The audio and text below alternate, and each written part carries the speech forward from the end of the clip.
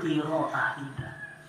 Apakah ketika kita membaca Al-Quran ini betul-betul wajilat qulub? Kalau kata surah Al-Anfal, wa idza tuliyat 'alaihim ayatuhu zadatuhum imanan. Satu, ketika kita baca Al-Quran, ketika kita membaca Al-Quran, ada yang namanya zadatuhum imanan, bertambah yang namanya keimanan kita. Ini satu. Kemudian juga disampaikan di dalam Al-Quran, idza dzukirallah, ketika disebutkan yang namanya zikir kepada Allah, wajilat qulubuhum. Wajilat qulubuhum ini apa? Hati kita penuh yang namanya situ getaran-getaran hati. Jadi ketika kita baca Al-Quran, jangan sampai kita hanya fokus kepada bacaan kita hanya baca saja, tapi kita nggak pernah dapetin sebuah feel ruhul qiraah. Dari apa? Dari sisi bagaimana Al-Quran itu berefek pada pribadi kita. Jadi wajilat qulubnya itu nggak pernah kita dapetin. Zadatuhum imanannya itu nggak pernah kita dapetin. Padahal orang-orang beriman itu ketika dia mendengarkan dzikirullah, di situ ada yang namanya getaran-getaran hati. Jadi ruhul qiraahnya ini ada, dan ini yang banyak nggak ada sekarang di pribadi-pribadi muslim. Mereka belajar tajwid, belajar tahsin dengan luar biasa, tapi melupakan yang namanya ruhul qiraah, ruh bacaan. Kita lihat Usaid bin Hudair ini nggak sembarangan.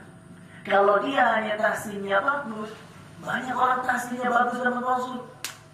Ada Ibnu Abbas, ya, yang luar biasa tahsinnya, yang menjadi rujukan tafsir. Ya. Tapi kenapa pertanyaannya bacaan Usaid bin Hudair ini malaikat bisa datang kepada bacaan Usaid bin Hudair? Kemudian di sini bukan hanya dari sisi tahsin, dari sisi sautnya ini memang betul-betul bersih. Karena orang-orang munafik bisa baca Quran.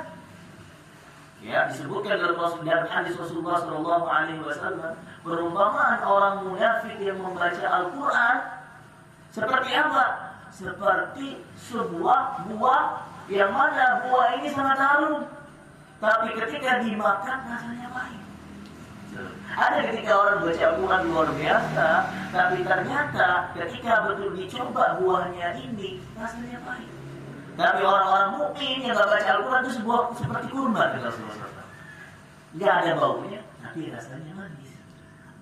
Yang paling luar biasa adalah ya, seorang mukmin yang baca Al-Quran.